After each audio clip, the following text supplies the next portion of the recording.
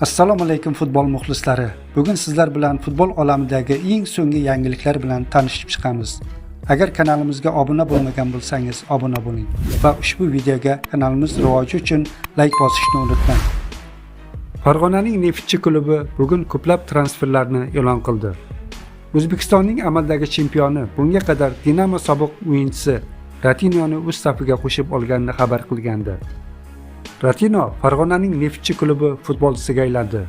Ratino O'zbekiston Superligasi va Kubogi musobaqalarida jami 22 ta o'yinda maydonga tushib, 2 ta gol urdi va 3 ta golli uzatmaga mualliflik qildi. 2 mavsumdan beri mamlakatimizda to'p surib, ajoyib o'yin namoyish etayotgan braziliyalik futbolchi bilan jamoamiz 2 yillik shartnoma imzoladi, deyiladi klub xabarida. Endilikda klub o'z safini Xurshid G'iyosov, Izzatullo Po'latov va Farhod Sohibjonovlar bilan ham to'ldirib olganini ma'lum qildi. G'iyosov bunga qadar Okimkada, Po'latov esa Buxoroda va Sohibjonov Andijon sharafini himoya qilib kelayotgandi. Andijon matbuot xizmati Odil Abdumajidovning jamoa tarkibiga qo'shib olinganligini ma'lum qildi. Urgutlarning qishki seleksiya ishlari jarayonidagi yana bir ijrosi ta'minlandi. Bu safar jamoamiz iqtidorli himoyachi Odil Abdumajidov bilan shartnoma imzoladi.